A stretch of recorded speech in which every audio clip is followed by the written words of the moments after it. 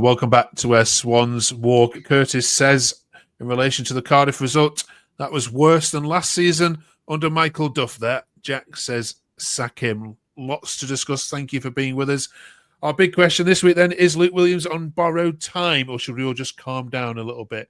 We're going to dissect that Cardiff result. AI is going to predict our away fixtures, what's left of them, how many points will Swansea pick up, and who are the worst ever strikers they've ever put on a Swansea shirt. We've got Richard and James with us here to talk about all of that. Let's have a chat about the game. We've got lots of social media to talk about, of course, as well. Also delighted to be joined by Luke as well, who has had his say on Twitter. Lots of entertaining things thoughts as well. Welcome, Luke. How are you? I'm good. How are you? Yeah, we're good. I'm sorry to bring you under these circumstances. We've got to talk about the Cardiff game. I did predict it last week, fellas. I did say, I think, I feared this might happen. Let's jump straight into it, shall we then? Here's what some social media things had to say. James says, that was an absolute shambles. Genuinely think that Luke Williams has lost the dressing room after the West Brom comments.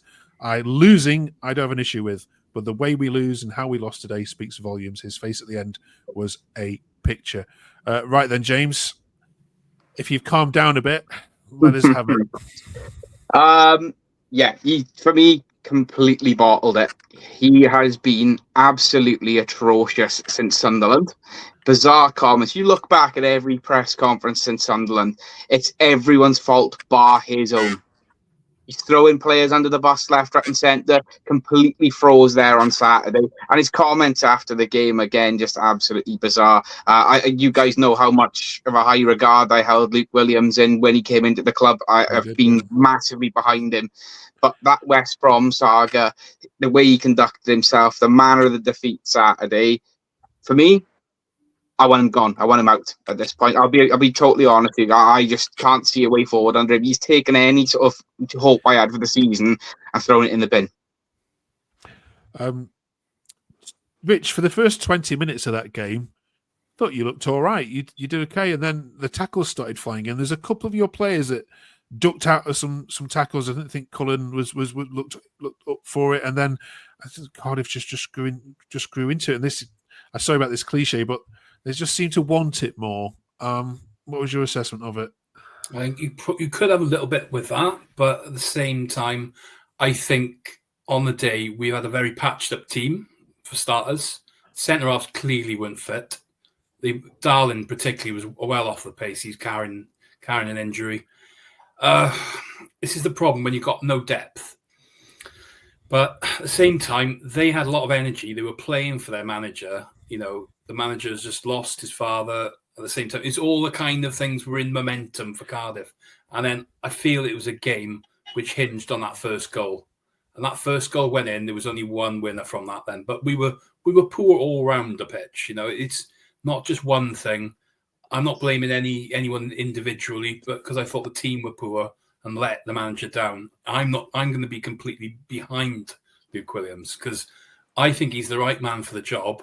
And I think the players are really letting him down as of the board. It does seem 50-50 split what I read online, Luke. Some people are saying, look, you know, who else would we get at this time? He was doing a decent job up until that West Brom job came up. People weren't calling for his name before that. What's your take on it? I find the whole thing fascinating, how quick everything's turned on its head.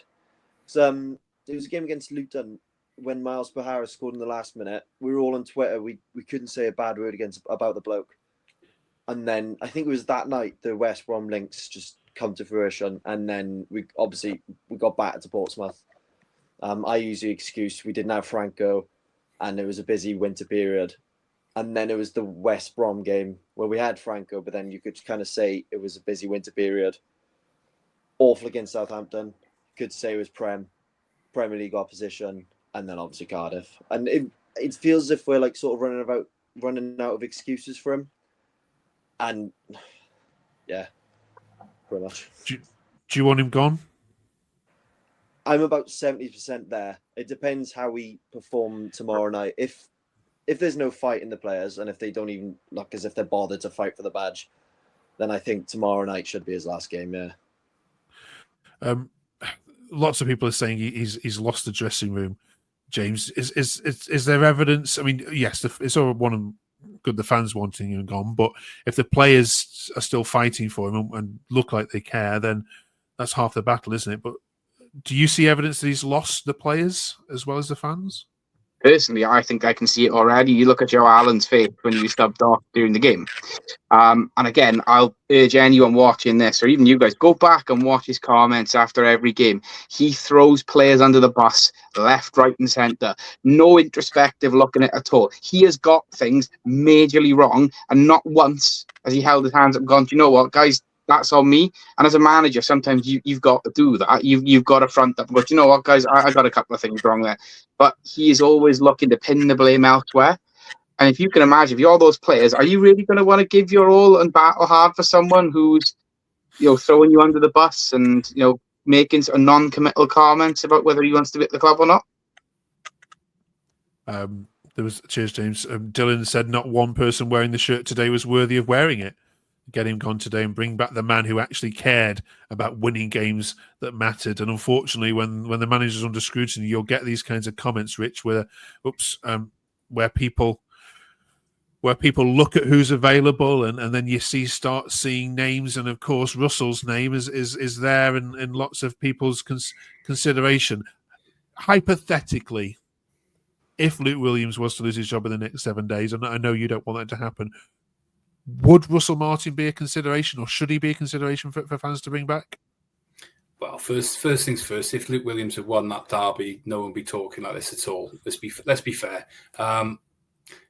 James has got great points, but I don't think he's lost the dressing room, and I think we could quite easily go to Sheffield United and get 3 points and have a reaction win based on a good performance. They haven't been good enough collectively this season, but I can't see them getting the results while they haven't got the players to replace the starting 11. So it's come 60, 65 minutes when players are getting tired, they're not going to get the results. But getting back to what you're saying about managerial, if for some reason they did get rid of Luke Williams, I can't see Russell coming back after that. I don't know really if it's settled with the board, the animosity. He had a good time here. Him and Gilly were well loved down here. But I think it'd be a fresh chapter for somebody else. But I don't want to see changes now because I can only see one thing happening and we go further down the table. Yeah. Okay. Luke, where do you see Swansea finishing yourself? Because you're in such a great position at the moment, and actually the teams above you. If you look at what's happened, certainly just over this weekend, Middlesbrough lost, Blackburn lost, Watford have been terrible away from home. That 5th and 6th position is up for anyone. If you can get a consistent run going, you could finish 6th, but not at the moment with all this going on. Like you said just then, we could, but it depends kind of when you ask us this question. If you were to ask us, say, in the festive period, just before the Luton game, I know I always go back to it, then easily, we were showing really good signs of being a quality team, of the team who's nearly there. But ever since this all happened, I think another 15th, 14th again, which is a bit disappointing considering how promising we look. But we don't have the squad depth. And obviously, the way it's going at the minute, it's all going a bit flat. You can tell in the stands, the atmosphere is flat. The performances are flat. It's just all died down. All right. What did you make of the incident after the game, or just at the end of the game, James, there, where there was a coming together with Reza and Swansea player, then it all kicked off? Cardiff weren't very happy about that incident. Reza shouldn't have been up with technical area. Don't think Franco does a lot wrong, but for me, that was our players trying to deflect from the fact that their backsides dropped out during the game. It's all well and good getting into a scuffle with the Cardiff bench, but where was that for the 90 minutes prior? You can't pull the wool over my eyes on that one. It was shameful. Thinking that, do you know what? If we get into a bit of a ruckus with these now, that'll sort of get the fans back. It's like, come on. There was a time and place for getting stuck in, and it wasn't there. Okay. All right, we'll leave the Cardiff game alone. We'll never mention it again, I promise, until next season. Just want to ask you, some fans were commenting on this. That could be the last South Wales derby we see for some time. given the Cardiff's precarious position. Rich, would you want to see Cardiff go down? No, I think our players didn't either. That's where they give them the points to help them stay up. But no, we all want derby matches. They make for an occasion, and it makes for the national team to be great as well. Keeping the players at a higher level. We were both knocking around in the lower leagues not so long ago, probably 10, 20 years ago. So we don't want to go back there. We want our teams, both of us, fighting in the Premier League. It'd be brilliant, Okay, Luke, would you like to see them drop down to League One? I'm 50-50 after the other season when they should have gone down if it wasn't for Reading and they got a bit too big for their boots. But no, they're the first fixture I look for on the fixture sheet when it gets released. So no. Okay. James, you can swap them with Wrexham. That could be a deal breaker for you. Would you want to see them go down? After Saturday, relegate them, leave them there for 10 years. Don't want to see that fixture again for a while. It's going to take that long to get over it. Get them down there. And then, if we get promoted, just get as much distance between us and them as possible at the minute. Right. There's a true Swansea fan we expected. Right. Let's move on then from that one. We asked AI to predict all Swansea's away fixtures to come. We did the home fixtures last week, so we'll move on to away fixtures. Here's what it said. It's weirdly, it predicted you were going to win one more game, which is Stoke City, which you always seem to do well at. And then draws at Norwich this weekend, Preston, Watford, and Millwall. So what's that? That's another 7 points on the travels. You'll lose at Bristol City, which I think is on TV in a couple of weeks. You lose at Leeds, lose at Sunderland, and lose at QPR. So, Luke, would you take 7 points if I offered it to you now? The way it's going, yeah, honestly. At least we get one away win. All right. Rich, would you say that's derisory given how well you've generally done away from home? We don't score much, but it's a case of picking up the odd point, and if you can get a win, great. But yeah, I don't know, Preston aren't great, let's be fair. Millwall, not sure. Watford, yeah, I can get a couple of wins out of there, get a bit of a run going, never know. Okay. James? Being honest, with the way we are at the minute, that's generous. That is generous at the way we're playing at the minute. I'm trying so hard not to be negative, but with our home form this season, I'd say 7 points is generous at the moment. Okay. I can see this has really affected you, James. You need a week off work or need a holiday to a warm climate or something to readjust. Finally, this week and all throughout January, we're picking our worst ever Swansea 11. Last week, James and Rich put in the goalkeeper, which I'm trying desperately to remember what you said. Remind me, fellas, who do we say it was? Oh, there we go. I've got it now. It was Andy Fisher. There we go. We put Andy Fisher in net. So we're looking for the worst two strikers that you've ever seen in a Swansea shirt in the Championship era. Going back 20 years now. Rich, can you kick this one off for us? Right, give us one name. I won't put a player under the bus myself, but I'll tell you who was voted the worst ever Swansea striker, and there's a little story behind it.